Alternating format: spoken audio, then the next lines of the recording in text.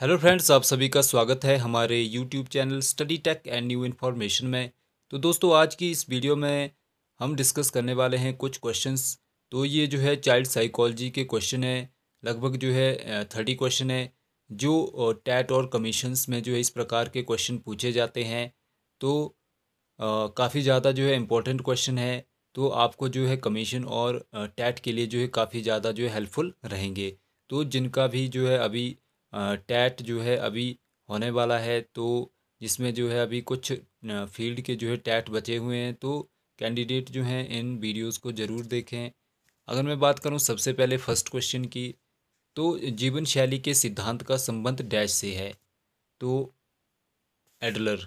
तो option A इसका जो है राइट आंसर है। उसके बाद नेक्स्ट क्वेश्चन है समान अवयव शब्द का संबंध डैश से है। तो ये जो है ट्रांसफ़र ऑफ लर्निंग से है, तो ऑप्शन बी इसका राइट आंसर है अधिगम अंतरण। उसके बाद नेक्स्ट क्वेश्चन है निम्नलिखित में से कौन सा क्रिया प्रसूत नैमित्तिक अनुकूलन प्रक्रिया का हिस्सा नहीं है। तो जो इसका राइट आंसर है अनुकरण अधिगम। उसके बाद नेक्स्ट क्वेश्चन है मनोविज्ञान सामान्यतः मानव डैश क्षेत्र से संबंधित होता है। तो इसमें जो है कॉग्निशन भी है, इफेक्टिव भी है और बिहेवियल भी है। तो उपरोक्त सभी all of the above, option D इसका राइट आंसर है। एक मानसिक तनाव की दशा जिसमें भय, संशय तथा शारीरिक उद्वेलन मौजूद रहता है उसे डैश कहते हैं। तो उसे जो है एंजाइटी कहते हैं, चिंता। ऑप्शन ए इसका राइट आंसर है। उसके बाद नेक्स्ट क्वेश्चन है वे शक्तियां जो समूह के सदस्यों को समूह में बने रहने के लिए उत्तरदायी होती हैं उन्हें डैश कहते हैं। तो उन्हें जो है संशक्ति कहते हैं। तो ऑप्शन ए इसका राइट आंसर है। उसके बाद नेक्स्ट क्वेश्चन है मास्लो के अनुसार मानव व्यवहार की उच्चतम प्रेरणा है। तो इसका जो राइट आंसर है वो है ऑप्शन डी स्व वास्तविकीकरण, सेल्फ एक्चुअलाइजेशन। उसके बाद नेक्स्ट क्वेश्चन है इडम, अहम और पराअहम किस संरचना के भाग हैं। तो इड ईगो और सुपर ईगो जो हैं वो पर्सनैलिटी के जो है स्ट्रक्चरल पार्ट हैं। तो ऑप्शन बी इसका राइट आंसर है। उसके बाद नेक्स्ट क्वेश्चन है पढ़ने में कठिनाई की ओर संकेत करने वाला एक सामान्य परिभाषिक शब्द है। तो ये जो है डायलेक्सिया से संबंधित है। तो इसका जो राइट आंसर है ऑप्शन ए डिसलेक्सिया। उसके बाद नेक्स्ट क्वेश्चन है कोहलर द्वारा चिंपैंजी पर किया गया परीक्षण प्रदर्शित करता है। तो ये जो है लर्निंग बाय इंसाइट, अंतर्दृष्टि द्वारा सीखना। उसके बाद अगर बात करें साथ ही में, तो जो लर्निंग बाय कंडीशनिंग है, तो इस पर जो परीक्षण किया था तो वो जो है पेवलोव। उसके बाद अगर बात करें learning by trial and error, तो प्रयास व त्रुटि द्वारा सीखना जो है, तो ये जो थ्योरी भी दी थी तो ये जो है एल थ्रोंडाइक के द्वारा दी गई थी। उसके बाद अगर पुनर्बलन की बात करें तो रीइंफोर्समेंट, तो ये जो है बात जो है स्किनर ने कही थी। तो उसके बाद नेक्स्ट क्वेश्चन की बात करें तो माइंड मैपिंग डैश को संदर्भित करता है। तो ऑप्शन बी जो है इसका राइट आंसर है मन के कामकाज पर शोध करना। उसके बाद नेक्स्ट क्वेश्चन है एक शिक्षक को अपने छात्रों की क्षमता को समझने का प्रयास करना चाहिए। निम्नलिखित में से कौन सा क्षेत्र इस उद्देश्य से संबंधित है। तो ये जो है शैक्षिक मनोविज्ञान, एजुकेशनल साइकोलॉजी।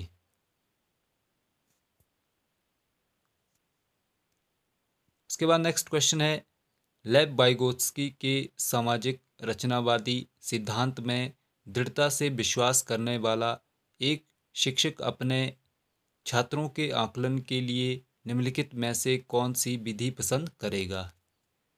तो ऑप्शन ए इसका जो है राइट आंसर है सहयोगी परियोजनाएं, कोलैबोरेशन प्रोजेक्ट्स। उसके बाद नेक्स्ट क्वेश्चन है विभिन्न सामाजिक, आर्थिक और सांस्कृतिक पृष्ठभूमियों के बच्चों के कक्षा में होने से सभी छात्रों के सीखने के अनुभव समृद्ध होते हैं, यह कथन है। तो ये कथन जो है सही है, क्योंकि बच्चे जो है अपने साथियों से कई कौशल सीखते हैं। उसके बाद नेक्स्ट क्वेश्चन है अंकिता स्वयं किसी समस्या का समाधान नहीं कर सकती, हालांकि किसी वयस्क या अपने सहपाठियों मित्रों के मार्गदर्शन में वह ऐसा कर लेती है। इस मार्गदर्शन को डैश कहा जाता है। तो इसको जो है स्कैफोल्डिंग कहा जाता है, तो या ढांचा निर्माण। इसके बाद नेक्स्ट क्वेश्चन है, हर्षिता एक जिज्ञासु पाठक है। अपने पाठ्यक्रम की पुस्तकों का अध्ययन करने के अलावा वह अक्सर पुस्तकालय जाती है और विविध विषयों पर पुस्तकें पढ़ती है। लंच ब्रेक में भी हर्षिता अपने जो प्रोजेक्ट है वो करती है। उसे अपने शिक्षकों या माता पिता द्वारा अध्ययन करने के लिए प्रेरित करने की आवश्यकता नहीं है और उसे सीखने में आनंद आता है। वह एक डैश है। तो ये काफ़ी ज़्यादा जो है इम्पोर्टेंट क्वेश्चन है। तो उसे जो है आंतरिक रूप से क्या है, वो प्रेरित शिक्षार्थी है। तो आंतरिक रूप से प्रेरित शिक्षार्थी है हर्षिता। उसके बाद नेक्स्ट क्वेश्चन है, राजेश प्रश्नों के उत्तर स्वयं न देकर अपने छात्रों को उत्तर सुझाने, समूह चर्चा करने और सहयोगी शिक्षण अपनाने के लिए प्रोत्साहित करता है। यह दृष्टिकोण डैश के सिद्धांत पर आधारित है। तो ये जो है एक्टिव पार्टिसिपेशन के आधार पर सिद्धांत पर जो है आधारित है। तो सक्रिय भागीदारी, ऑप्शन सी इसका राइट आंसर है। उसके बाद नेक्स्ट क्वेश्चन है, हम जिस तरह से खुद को अपनी दक्षताओं और विशेषताओं को देखते हैं उसे डैश कहा जाता है। तो इसे जो है हम सेल्फ कॉन्सेप्ट कहते हैं, आत्म अवधारणा। तो ऑप्शन सी इसका जो है राइट आंसर है। उसके बाद नेक्स्ट क्वेश्चन है, विकास की शुरुआत डैश से होती है। तो जो डेवलपमेंट है तो वो जो है प्री नेंटल स्टेज से ही जो है स्टार्ट हो जाती है। तो इसका जो राइट आंसर है वो है ऑप्शन बी, प्रसव पूर्व चरण। अगर साथ ही बात करें तो जो डेवलपमेंट की जो स्टेजेस हैं, तो जो अलग अलग जो है वैज्ञानिकों का जो है अपना अपना मानना है। तो उन्होंने जो है अपनी अपनी तरीके से जो है स्टेजेस को बताया है। अगर सेल के द्वारा जो है माने तो विकास की जो अवस्थाएं होती हैं, जिसमें जो है सबसे पहले जो शैशवकाल अवस्था होती है वो जो है 0 से 5 वर्ष जो है होती है। तो जो 0 to 5 years। उसके बाद अगर बात करें तो जो बाल्यकाल अवस्था है तो वो 5 से 12 वर्ष। तो ये जो है चाइल्डहुड जो स्टेज है तो वो जो है 5 to 12 years। उसके बाद अगर बात करें तो जो एडोलसेंस एज जो स्टेज बताई है तो वो जो है 12 से 18 वर्ष। तो 12 to 18 years जो है एडोलसेंस की जो स्टेज है वो सेल ने जो है बताई है। उसके बाद अगर बात करें साथ ही में तो जो रॉस हैं तो उन्होंने जो है शैशव अवस्था को 0 से 3 वर्ष बताया है। उसके बाद जो अर्ली चाइल्डहुड स्टेज है तो उसको जो है 3 से 6 वर्ष। उसके बाद जो लेटर चाइल्डहुड एज है तो उसको जो है 6 to 12 years में बताया है। और जो एडोलसेंस है तो 12 to 18 years। तो ये जो हैं डेवलपमेंट की स्टेजेस हैं जिनको जो है अलग अलग जो है साइंटिस्ट ने अलग अलग जो है बताया है। तो इनके द्वारा जो है अपना अपना जो है मानना है कि जो डेवलपमेंट की स्टेजेस हैं वो इस प्रकार से होती हैं।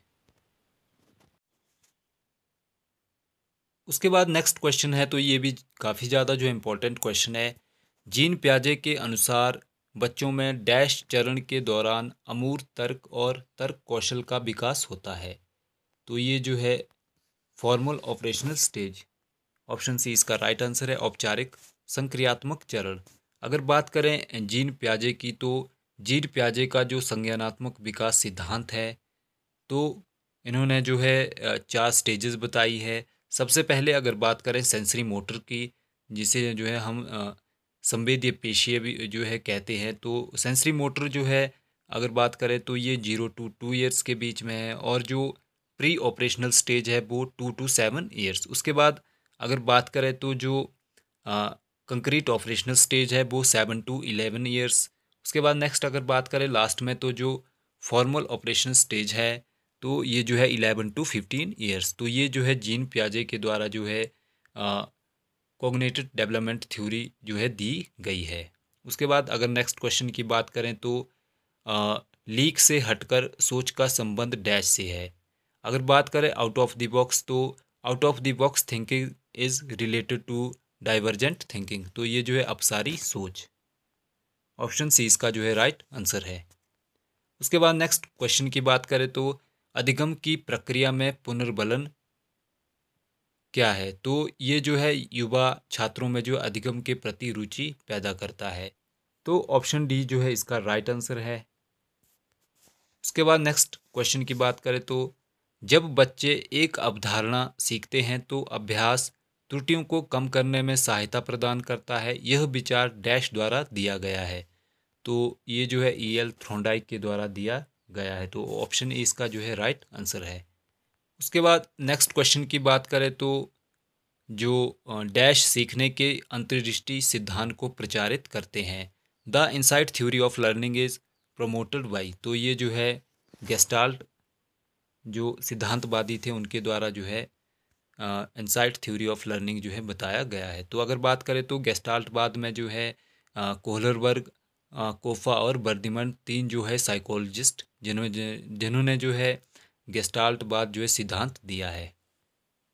उसके बाद साथ ही बात करें तो जो नेक्स्ट क्वेश्चन है पियाजे के संज्ञानात्मक विकास के चरणों के अनुसार संवेदीगामक चरण किसके साथ जुड़ा है। तो जो सेंसरी मोटर स्टेज है तो ये जो है इमिटेशन से है मेमोरी एंड मेंटल रिप्रेजेंटेशन।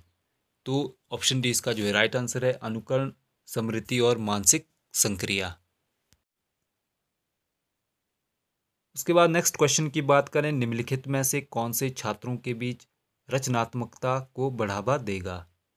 तो ये जो है ऑप्शन बी इसका राइट आंसर है प्रत्येक छात्र को प्रश्न पूछने का अवसर प्रदान करना।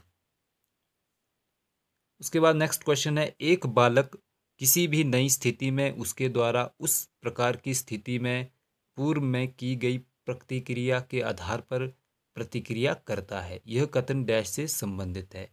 तो ये जो है law of analogy of learning से जो है रिलेटेड है। तो ऑप्शन ए इसका जो है राइट आंसर है।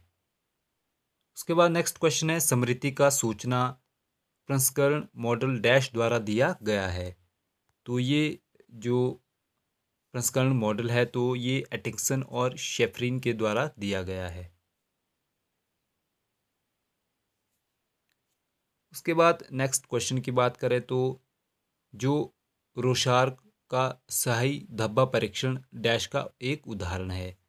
तो ये जो है व्यक्तित्व मूल्यांकन की प्रक्षेपण तकनीकी है।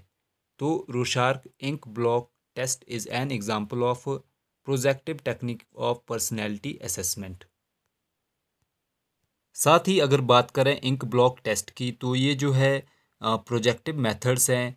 तो इस परीक्षण की जो रचना थी वो हरमन रोशा ने जो है 1921 में की थी, 1921 में। तो इन्होंने जो है इस परीक्षण में जो 10 कार्ड होते हैं तो 10 कार्ड में जो है 5 कार्डों की जो है आकृतियाँ जो होती हैं वो बिल्कुल ब्लैक होती हैं और जो 5 कार्ड होते हैं जिसमें जो है काली और जो लाल आकृतियाँ होती हैं और जो शेष 3 कार्ड है उसमें जो विभिन्न विभिन्न आकृतियाँ दी होती हैं। तो उन्होंने जो है व्यक्ति के जो है व्यक्तित्व का मूल्यांकन करने के लिए जो है इन कार्डों पे जो है एक्सपेरिमेंट किया था।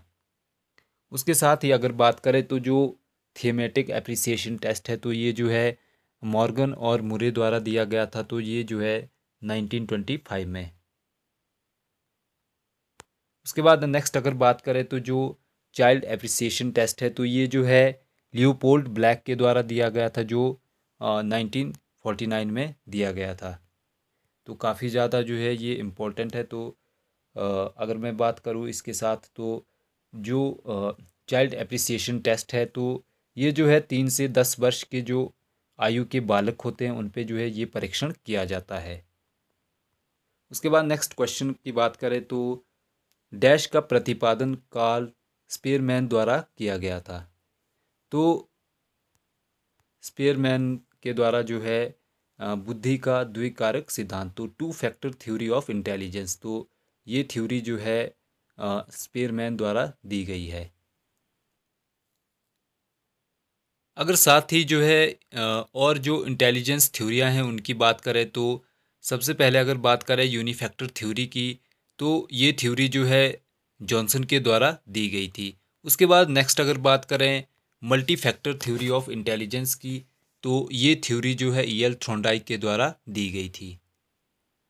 उसके बाद जो है नेक्स्ट थ्योरी की बात करें तो जो group factor theory of intelligence, तो इसे जो है मल्टी ग्रुप फैक्टर थ्योरी भी कहा जाता है। तो multi group factor theory of intelligence जो है थर्स्टन के द्वारा दी गई थी। उसके बाद जो लास्ट है इनसाइट थ्योरी ऑफ लर्निंग, तो ये जो है अंतर्दृष्टि सिद्धांत जो है ये जो है गेस्टाल्टवाद के द्वारा दिया गया है। तो ये कुछ जो है थ्योरियाँ हैं जो काफ़ी ज़्यादा जो है इम्पोर्टेंट है, जो इससे रिलेटेड जो है और भी क्वेश्चन जो है एग्ज़ाम्स में जो है पूछे जा सकते हैं। अगर बात करें सैम्पलिंग थ्योरी की, तो जो सैम्पलिंग थ्योरी है वो थॉमसन के द्वारा दी गई है। अगर बात करें हैरीकल्चर थ्योरी की, तो जो हैरीकल्चर थ्योरी ऑफ इंटेलिजेंस है वो जो है बर्ट एवं बर्नन के द्वारा दी गई है। तो ये कुछ जो है थ्योरियाँ हैं, तो इससे रिलेटेड जो है और भी टैट और कमीशंस में जो है क्वेश्चन पूछे जा सकते हैं। बाकी आपको जो है ये PDF हमारे टेलीग्राम चैनल पर मिल जाएगा।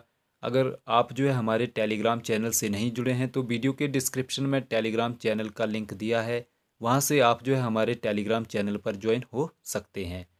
बाकी अगर आपको वीडियो अच्छा लगा हो तो वीडियो को लाइक और शेयर ज़रूर करें और चैनल को सब्सक्राइब करना ना भूलें। मिलते हैं हम नेक्स्ट वीडियो में, तब तक के लिए धन्यवाद।